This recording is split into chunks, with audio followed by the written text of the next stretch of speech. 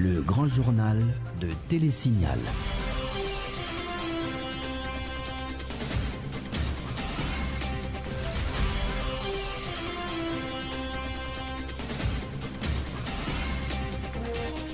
Bonsoir à tous et à toutes, heureux de vous retrouver pour ce journal. À la une de l'actualité, les membres du Conseil électoral provisoire pourraient démissionner incessamment. Information communiquée par le porte-parole de la présidence, Lucien Jura. Nous préférons faire partie de la solution que du problème, ont déclaré les conseillers qui ont rencontré le président Martelly ce lundi. Comme annoncé, vendredi, Michel-Joseph Martelly commence à rencontrer les acteurs impliqués dans la crise politique dans le but d'appliquer les recommandations de la commission présidentielle. Le président a rencontré les présidents des deux chambres du Parlement et le président du CSPJ. La chef de la MINUSTAH et le corps groupe saluent la décision du président haïtien de procéder à la mise en œuvre de la recommandation de la commission consultative présidentielle. Le groupe des 6 de l'opposition aurait-il fait école? Les 5 et alliés supporters de l'équipe tête calée au Sénat menacent de faire obstacle à tout éventuel processus de ratification d'un prochain Premier ministre en signe de protestation à la démission de Laurent Salvador Lamotte. Et puis la position des habitants de la capitale sur la démission du Premier ministre annoncée samedi dernier est partagée. Laurent Salvador Lamotte et son équipe affirment qu'ils partent avec le sentiment du devoir accompli. La démission du Premier ministre ne semble pas calmer la branche radicale de l'opposition qui réclamait pourtant son départ. Formila Valas annonce une nouvelle manifestation de rue ce mardi. Dépôt d'une nouvelle plainte par le député Arnel Bélizaire au parquet de Port-au-Prince contre le Premier ministre démissionnaire Laurent Lamotte et 2 autres citoyens pour contrebande d'armes de gros calibre. Début ce lundi des épreuves du bac permanent. 9307 candidats participent aux épreuves qui prendront fin jeudi sur tout le territoire national. Voilà pour les titres, à tout de suite.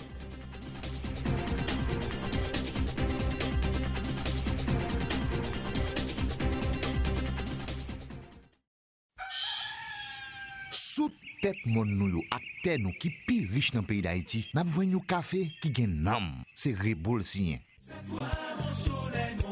Sorti dans grand danse pour arriver dans grand nord, passer par plateau central, atterrir dans montagne Belancio, ak toute l'autre zone qui produit café dans le pays, nous mettons bons outils, bonne structure et surtout connaissance et confiance dans l'idée pour nous joindre plus bons résultats. C'est depuis notre cueilli grain café, passer dans traitement, que nous mettons bon gens contrôle pour nous joindre plus bonne qualité. Nous servons avec appareil moderne, sécher, séparer puis trier café. 42 récoltes café nous sous tête nous là. Ben nous avons pile expérience dans causer traiter café.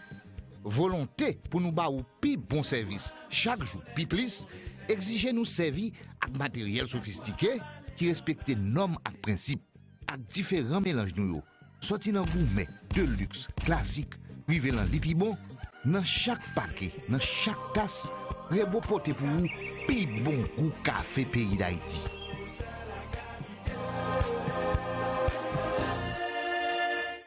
Vous travaillez pour construire votre avenir. Les fruits de vos efforts méritent d'être protégés. Tous vos investissements, chaque employé dévoué, chaque précieuse acquisition, aujourd'hui et pour les générations futures, un malheur est vite arrivé. Soyez prêts, car les conséquences pour vous peuvent être dévastatrices. Avec la AIC à vos côtés, vous pouvez affronter sereinement les surprises que vous réserve la vie. Retombez sur vos pieds. Inutile de tout recommencer. AIC est votre filet de sécurité. Vous créez la richesse, nous la protégeons.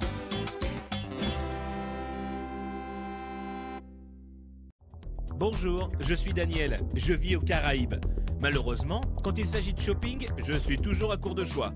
Par exemple, la recherche d'un cadeau pour ma copine, ou un lecteur MP3, ou même un casque. Grâce à eShopper Express, je peux maintenant faire mes courses en ligne. Les expéditions internationales de magasins en ligne étant si chères et souvent non disponibles, eShopper Express donne l'opportunité à ceux vivant hors des États-Unis de faire des emplettes comme s'ils y étaient. Il suffit d'aller sur le site www.eshopperexpress.com, ouvrir un compte gratuit et voilà, vous recevrez votre propre adresse aux États-Unis. N'oubliez pas d'utiliser votre adresse aux États-Unis pour tous vos achats en ligne. eShopper Express vous informera dès l'arrivée de vos colis chez eux par courrier électronique.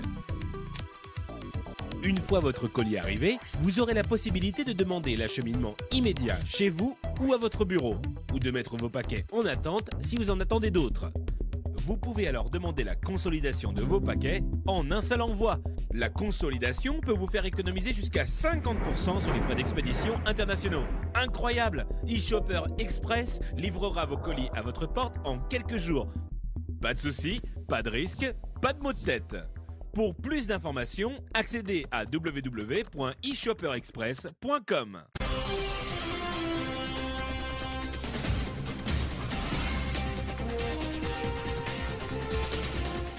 Bienvenue au développement du journal. Comme il l'avait annoncé, vendredi, Michel Joseph Martelly a démarré ce lundi sa rencontre avec les acteurs impliqués dans la crise politique. Il s'agit pour le chef de l'État de faire les premiers pas en vue d'appliquer les recommandations de la commission présidentielle. Le président a rencontré les présidents des deux chambres du Parlement, du seul Simon Dera pour le Sénat et Stevenson Jacques Timoléon pour la Chambre basse.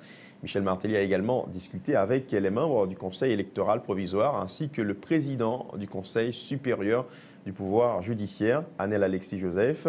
Les membres du CEP qui, justement, pourraient démissionner incessamment, a informé le porte-parole de la présidence ce lundi. Nous préférons faire partie de la solution que du problème, ont déclaré les conseillers, a rapporté Lucien Jura. Un extrait de ses propos au micro de Jasmin Denis. D'abord au matin, le président républicain Téchita avec 9 membres du conseil électoral provisoire. Là, son rencontre qui était déroulée dans une atmosphère très très cordiale, côté que 9 membres du conseil électoral, eux-mêmes, dit président Martelly, même Jean avec lui, qui a accepté de faire d'énormes sacrifices pour permettre que la situation lui-même l'y déblayer, et bien eux-mêmes, au niveau du conseil électoral provisoire, tous 9 membres sont prêts aujourd'hui pour retirer quoi également pour nous capables d'arriver dans la formation au nouveau CEP.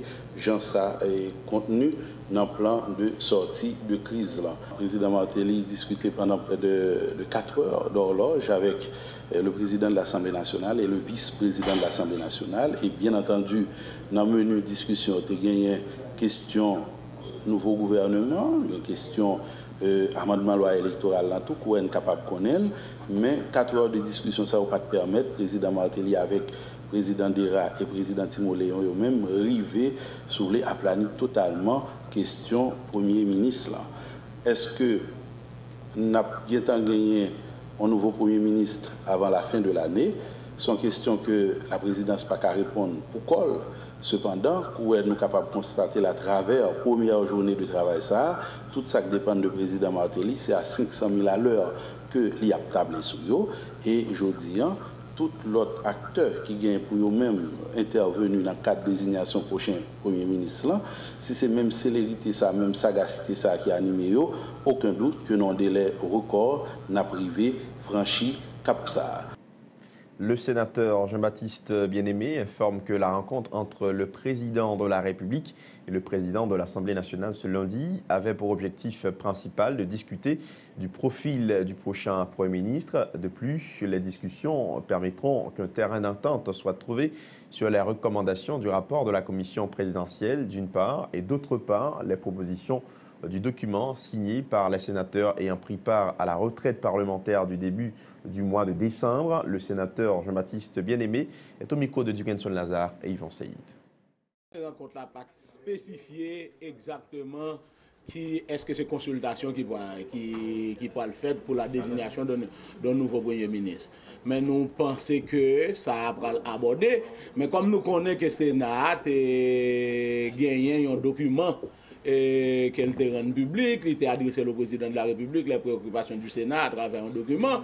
Nous pensons que le président a gagné responsabilité pour la discuter la question de documents de retraite Sénat et peut-être il a rencontré avec des propositions de la commission. Mais il faut nous connaître que la commission n'a pas gagné aucune force légale. D'ailleurs, c'est une commission présidentielle qui fait un rapport pour le président, mais gagné un document du Sénat de la République, même si que moi-même j'ai des désaccords avec le document, il était un document du Sénat de la République, la position du Sénat exécutif là. La commission a travaillé pour le président Martelly, que les soumettent au rapport, et nous gagnons un document de proposition et que le Sénat a gagné. Je pense que le document président Martelly avec le document Sénat, il va le rencontrer pour permettre qu'il avance. Pour le groupe des 5 sénateurs qui supportent l'action gouvernementale, la démission du chef du gouvernement est une catastrophe politique. Le sénateur Edwin Zeni, membre du G5 et allié, dit regretter que les recommandations de la commission consultative présidentielle n'aient pas pris en compte la position du groupe des 5. Le parlementaire, qui s'est interrogé sur le processus de ratification d'un nouveau Premier ministre, a affirmé que l'heure est venue pour que le G5, bloc pro-gouvernemental au Sénat, fasse la loi après que les sénateurs de l'opposition aient bloqué pendant près de 9 mois le vote des amendements à la loi électorale. L'élu du Sud-Est est très remonté contre l'opposition politique qui, estime-t-il, ne fait qu'enfoncer le pays dans le carreau. Il cite nommément la responsable du RDNP, Mirland Hippolyte Maniga, qui, dit-il, n'a aucune vision positive pour le pays. Edwin Zeni. Les gens qui étaient hier, qui sont dans la rue aujourd'hui, qui étaient dans le palais, qui ont mangé, qui l'ont fait manger, qui ont mangé, tout le reste mangé dans le palais, et ils ont fait à ta balai ou caché dans le palais. Donc je dis à eux jour qui ça pour faire dans le pays. Des gens qui hier, c'est eux qui ont tout gros budget de l'État, qui étaient conseillers président de la République et président Préval, des ONG dans le Nord, ils ont pris 20 à 30 millions d'euros pour faire assainissement là au Cap. Je dis à ces eux qui sont leaders dans la rue, c'est eux qui ont mené les manifestations, c'est eux qui ont mené, c'est eux qui dans la rue qui ont montré que c'est eux plus bon. Le même dit président ça. Depuis 8 mois, je suis mis à Gouane, devant tout le monde à Gouane, je me dis que je vais torpiller et pouvoir prendre l'autre 5 ans. Parce que je ne vivent que de la politique, c'est un plus gros problème pays d'Haïti. Tout politicien ne vivent que de la politique. Et c'est ça que je regarde Mme Maniga, regardez avec tout calibre intellectuel de rien, mais pas aucune vision pour ce pays. Le jour c'est là nous, oui. Il faut que tout le monde commence à ouvrir chez nous, c'est là nous, oui. C'est pour nous prendre côté nous, c'est plus gros problème en Haïti. Nous disons qu'on lit, maman nous pas qu'on lit. Mais nous pas qu'on c'est maman nous pas qu'on lit qui fait nous qu'on lit. C'est là mais avec nous. Nous disons qu'on lit, nous pas éclairer, nous fâcher. Mais nous qu'on lit, nous pas éclairer vrai. Parce que si nous éclairer, nous avons la République qui a marché et puis nous avons fait tout ça en Haïti pour nous chita ensemble pour nous faire marcher. Donc nous ne pas voter prochain Premier ministre. Écoutez, le groupe 6 qui fait pays à passer misère pendant 9 mois, aujourd'hui c'est notre tour le groupe 5.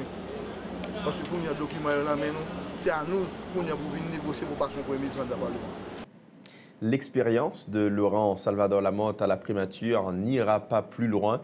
En effet, le Premier ministre a donné sa démission samedi soir lors d'une adresse à la nation. Laurent Lamotte, qui a dressé un bilan positif des réalisations de l'équipe gouvernementale qu'il dirigeait depuis environ 2 ans et 7 mois, déclare avoir quitté le poste avec le sentiment du devoir accompli. Il estime avoir engagé le pays dans une dynamique de mutation profonde et de changement réel au profit du peuple haïtien. Aujourd'hui, au moment de refermer ce chapitre important du quinquennat du président Martelly, nous espérons de tout cœur que ce travail remarquable ne sera pas gâché et que d'autres grandes réalisations sont à venir pour notre pays par un prochain Premier ministre, a dit Laurent Lamotte samedi soir dans son adresse à la nation. Nous tous connaissons que pas un développement sans stabilité politique qui peut permettre de nous avancer. Qu'il y ait stabilité politique et développement, c'est ça qui est important pour nous. Il demande des sacrifices, il demande des capacités. Et il demande tout pour nous mettre de côté problèmes personnels nous, pour nous travailler à la grandeur de la patrie. peuple haïtien, malgré toute réalisation ça yo, si c'est ça qui est capable de débloquer la crise politique là, tout bon vrai, moi décidé à Soya, sous base article 165 maman loi pays a, remettre par président Martelly démission dans tête gouvernement. Ensemble avec démission tout ministre. Nous pourrons aller. Nous pourrons aller. Nous pourrons aller avec un sentiment que nous faisons tout ça nous sommes capables pour payer. Je dis peuple haïtien, merci en pile. Nous souhaitons. Merci à tout travail à la presse, tout syndicaliste, toute force organisée qui pas jamais suspendre pour te coller à cause majorité peuple haïtien. Notons que l'annonce de M. Lamotte survient 24 heures après celle du chef de l'État portant sur les recommandations de la commission consultative présidentielle avec lesquelles le président Martelly s'est dit entièrement d'accord. La représentante spéciale du secrétaire général des Nations Unies en Haïti et les membres du corps groupe saluent la décision du chef de l'État de procéder à la mise en œuvre de la recommandation de la commission consultative présidentielle. Dans une note, indique que le processus engagé depuis plusieurs semaines par le président Michel Martelly, en concertation avec les différents secteurs du pays, qui a débouché sur ce travail important de la commission, représente un pas en avant vers la résolution de la crise politique et électorale actuelle.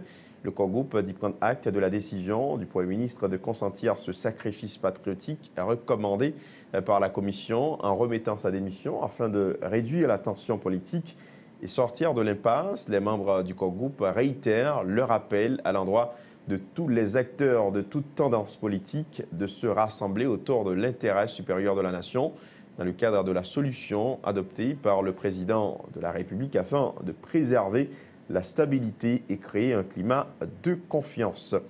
Le président de la Fédération protestante d'Haïti estime que l'ancien Premier ministre Laurent Lamotte a consenti un énorme sacrifice en choisissant de démissionner afin qu'une issue soit trouvée dans la crise politique.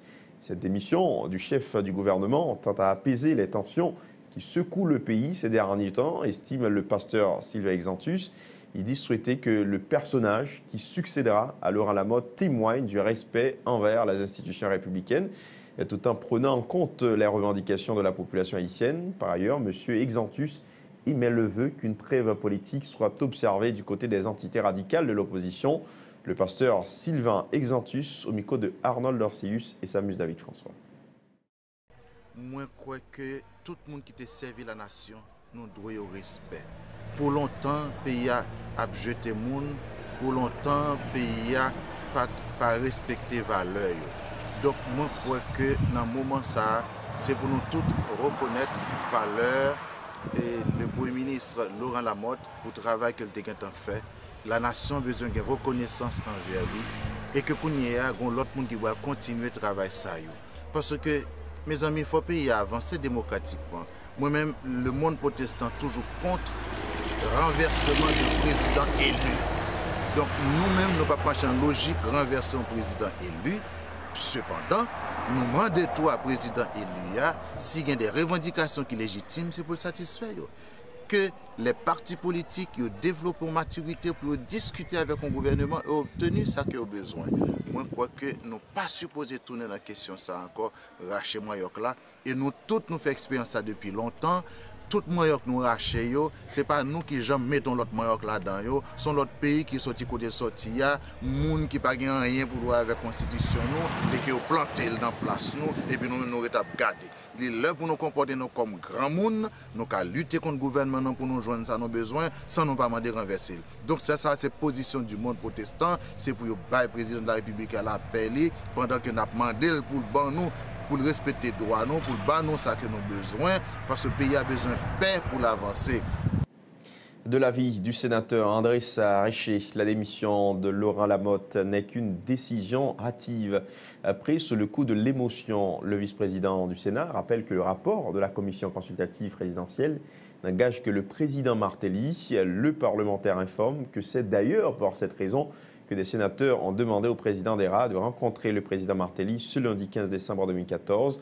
Le sénateur Andrés Richer est au micro de Dukenson Lazare et Yvon Seïd. Le président a pris la parole dernièrement. Il a dit qu'il était accepté à la lettre le rapport là. Ça, c'est le président qui parle. Mais pour l'instant, les trois pouvoirs de l'État existent.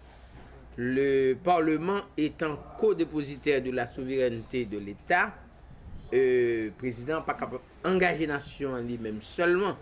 C'est pour cette raison que nous avons demandé au président DERA de se rendre au Palais national pour que le président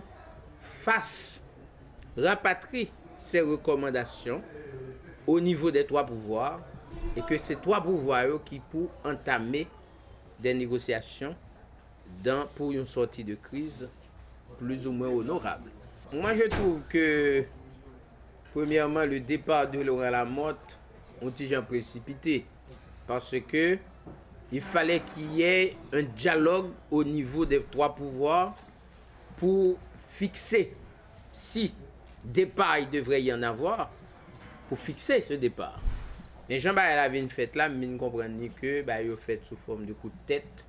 Mais ceci étant dit, la République n'est pas morte pour autant. La République continue à exister. Donc c'est pour cette raison que nous avons demandé au président DERA de s'affirmer au niveau du Palais national pour que, au stade où nous en sommes, que recommandations y rapatriées au niveau de l'État. Je l'ai annoncé en titre, mesdames, messieurs, des citoyens de la région métropolitaine de Port-au-Prince se sont prononcés sur la démission du Premier ministre Laurent Salvador Lamotte. Pour certains Port-au-Prinциens, le départ du chef du gouvernement ne va en rien contribuer à dénouer la crise politique que traverse le pays actuellement. D'autres, cependant, disent quoi? Qu'avec la démission du Premier ministre, un pas important vers une issue à l'impasse politique actuelle vient d'être franchi. Esaü César et Rwandi Henry ont mené un micro-trottoir dans l'aire métropolitaine de Port-au-Prince. Suivez. La démission de Laurent Salvador Lamotte au poste de chef du gouvernement va retarder la réalisation de divers projets d'infrastructures en cours d'exécution dans le pays, déplorent des habitants de l'aire métropolitaine de Port-au-Prince. Pour ces citoyens, cette démission résulte de nombreuses manœuvres orchestrées par une frange de l'opposition politique.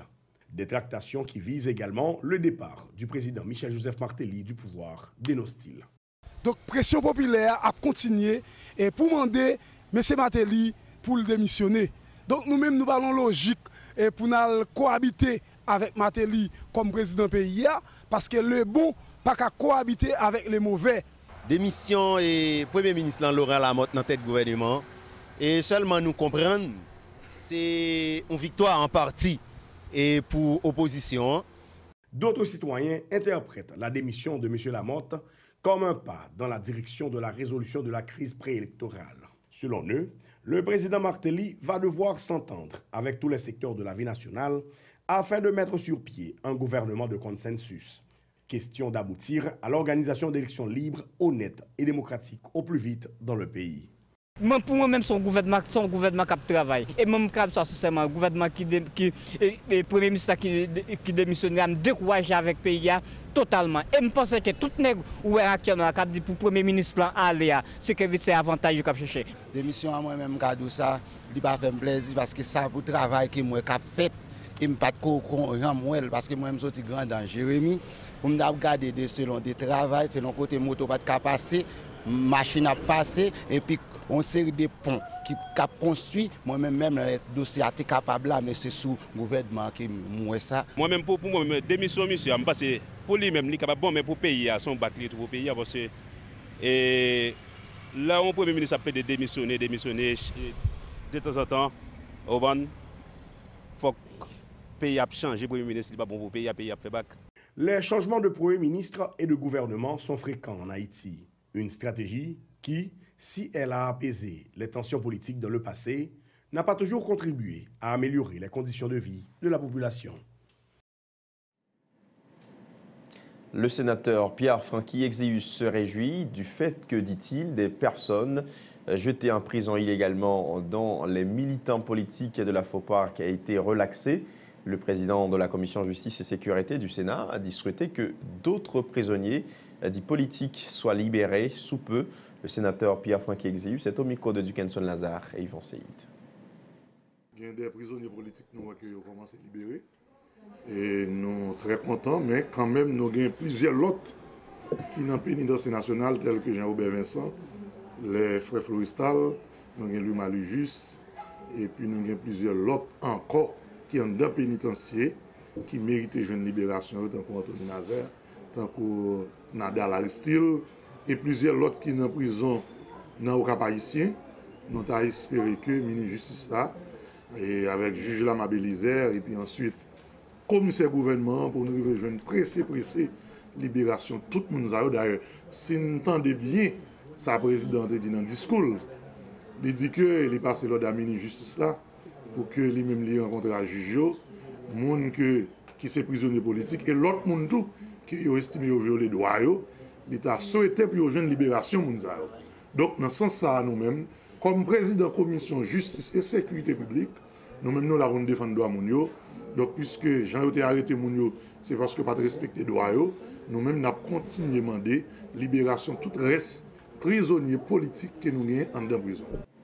La démission du chef du gouvernement, Laurent Salvador Lamotte, semble loin de satisfaire les entités radicales de l'opposition en Haïti, qui entend une nouvelle fois manifester demain mardi à Port-au-Prince.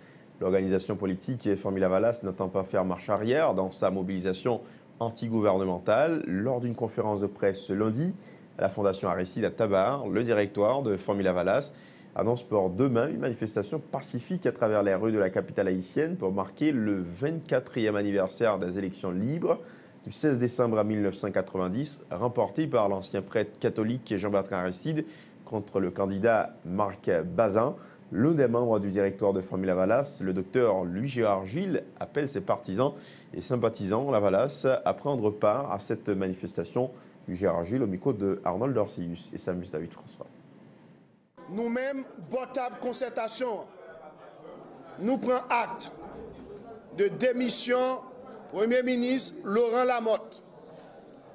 Mais n'après dit encore, pour dialogue là, pendant toujours l'ouvrir, mais nous-mêmes, botable concertation, mobilisation à poursuivre.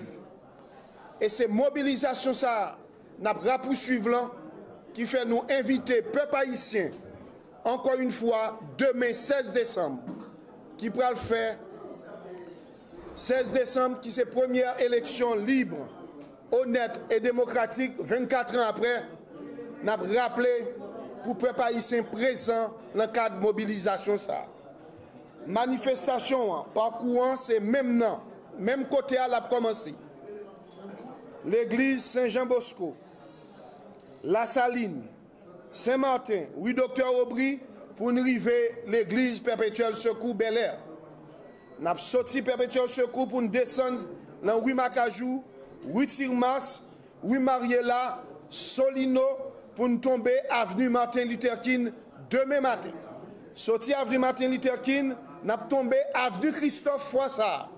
Et nous sorti avenue Christophe pour nous tomber avenue Magloire Amboise. Et après Magloire Amboise, Palais national, direct, pour nous faire entendre voix nous, revendications nous, contre corruption, grand goût, misère, contre pouvoir, tête calée. La branche radicale de l'opposition politique en Haïti intensifie la mobilisation antigouvernementale. Vendredi et samedi, ce sont des milliers de personnes qui ont gagné les rues de la capitale pour exiger le départ du président Martelly et de son Premier ministre Laurent Lamotte. 2 journées consécutives de manifestations sous fond de heurts et qui se sont soldées par un mort et au moins un blessé. Compte rendu, Florence Disney, Samus David François et Jasmine Denis. Il est environ 14 heures lorsque la manifestation de l'opposition atteint le Champ-de-Mars ce samedi. Ces pneus enflammés placés le long du parcours de la marche et les provocations des protestataires, suivies de bombardements de gaz lacrymogène par les forces de l'ordre, dans les parages de la faculté d'ethnologie de l'UEH retiennent l'attention et ralentissent le mouvement. Slogans et revendications ne changent pas. Michel Martelly et son premier ministre doivent partir. Postés derrière ces barrages érigés pour bloquer l'accès au palais présidentiel, ces policiers paraissent garder leur sang-froid face à la provocation de certains manifestants. Ce, même au moment où les protestataires laissent éclater leur colère parce que l'un d'entre eux affirme avoir été blessé par balle par la police.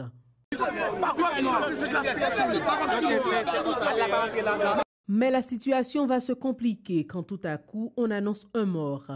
Le corps d'un jeune homme dans la vingtaine est découvert non loin du petit séminaire au collège Saint-Martial. La victime respire encore malgré les projectiles reçus à la poitrine. Les manifestants décident de transporter son corps devant le palais présidentiel. Était-ce un manifestant? Contrairement aux dires des opposants, la police n'endosse pas cet acte.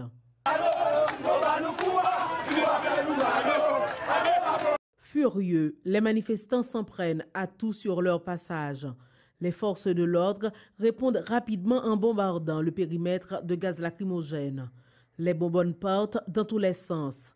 Et comme d'habitude, manifestants, passants et riverains sont victimes.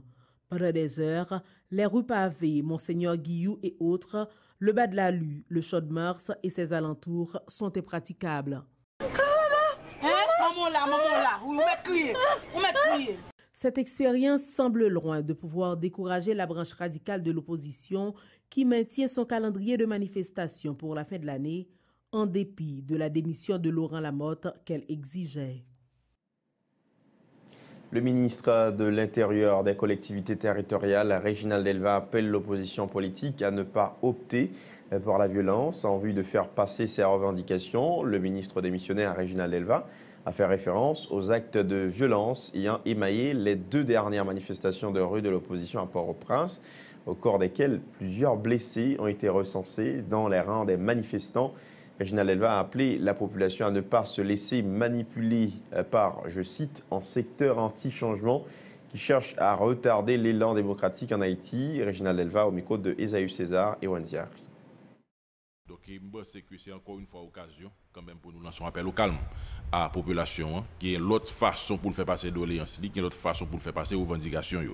Et malheureusement, pile fois, nous toujours, ouais, quand même, on secteur.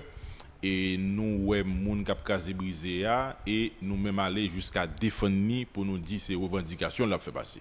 N'oubliez que il y a des victimes, il y a des moun jodi qui perdent du bien yo, il y a des moun qui mourent, il y a des moun qui prennent balle, il y a des moun qui perdent tout à fait yo, qui perdent du machine yo, il y a des jeunes qui fait acquisition de véhicules qui retrouvent yo aux abois parce que gon moun parce que yo t'a passé dans la rue yo pas doit passer lors de manifestation. Donc là nous voulons quand même penser que au-delà de droit que moun yo gagné mais gagné de vote et envers la population. Il y a un moun qui gagne droit tout pas sous manifester, pas sous prendre part à manifestation. Donc malheureusement c'est ça que nous avons déploré journée aujourd'hui là côté que nous ouais et manifestants sortis pour que yo empêcher des moun et vaquer librement à occupation yo. Une occasion pour nous tout pour nous faire un coup de chapeau à la police là et n'a dit continuer à garder calme li, continuer à garder sang-froid li et situation extrêmement difficile et même penser que et avec quand même des leaders de l'opposition responsables qui capable yo même et constater que en dans manifestation il y a trop de dérapage, il y a trop de monde qui a profité de situation ça pour yo quand même faire violence sur la population, règle à faire par yo qui pas mener pays à aucun côté.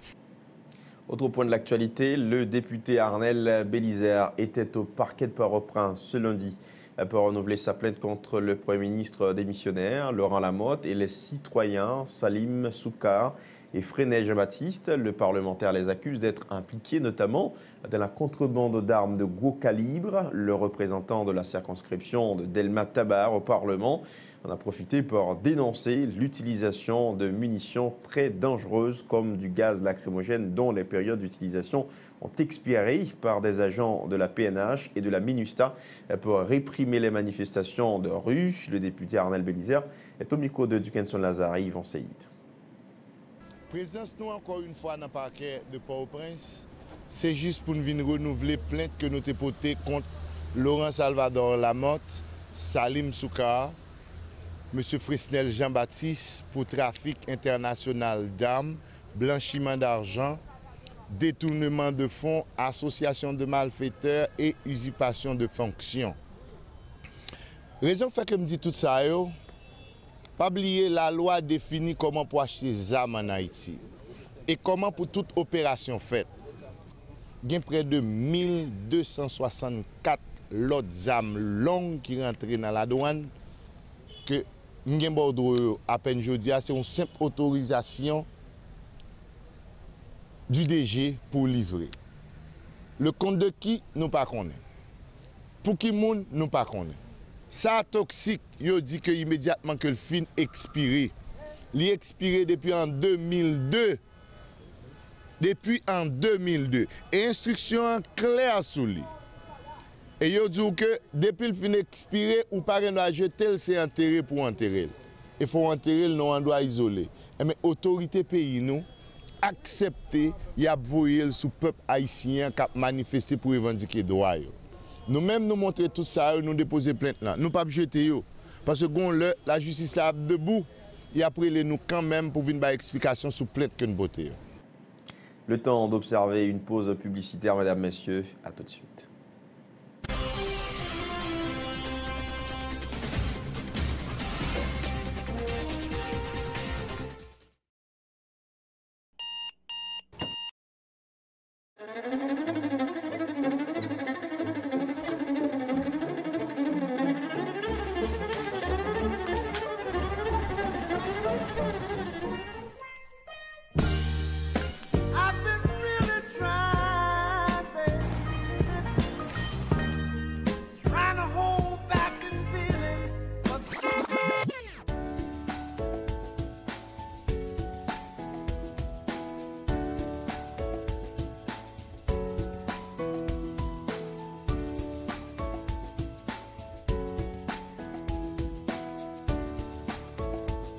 Démaquillant, lotion après rasage et lotion rafraîchissante. Limacol, la fraîcheur de la brise dans une bouteille. Limacol est un produit de la Disprofar en vente dans tous les supermarchés et les pharmacies. Ça n'a pas passé en bas du tout. Monsieur, ça va vous, monsieur? Ça a été là, il boss. On va en tester.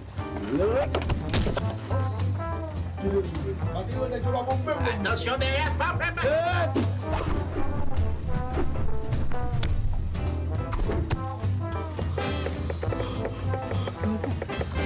Wilkie, viens t'admire.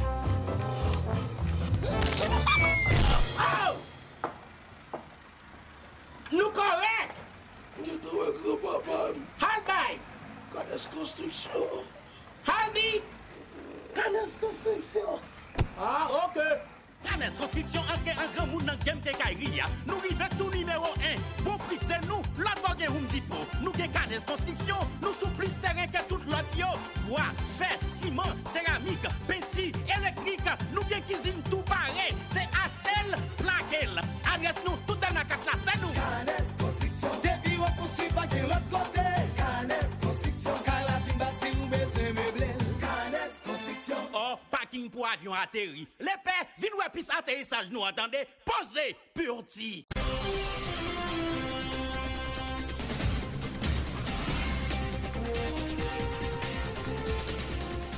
De retour après la pause, mesdames, messieurs, ouverture ce lundi à Pétionville d'un atelier de 2 jours sur le système d'appui au développement de l'entrepreneuriat en Haïti, une initiative du ministère du Commerce et de l'Industrie. Ces 2 journées d'assises ont pour objectif de discuter avec les entrepreneurs sur la nécessité de redynamiser les petites et moyennes entreprises en Haïti, a informé le ministre démissionnaire, Wilson Lalo. Il a souligné que le secteur entrepreneuriat en Haïti se porte mal. Wilson Lalo indique que 70% des entreprises du pays désirent se formaliser, tandis que d'autres persistent dans les formels. Ces 2 jours d'échange permettront également d'évaluer des stratégies visant à pallier la faiblesse de l'État face à ce problème, ajoute Wilson Lalo. Ses propos au micro de Ludmilla Marc et Jasmin Denis.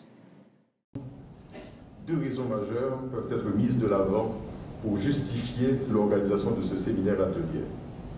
La première, fondamentale, renvoie au fait qu'en réalité, l'État haïtien ne s'est pas aligné sur les changements majeurs opérés dans le monde depuis les années 40 par rapport à sa mission économique et sociale reconnue et valorisée par tous les États modernes.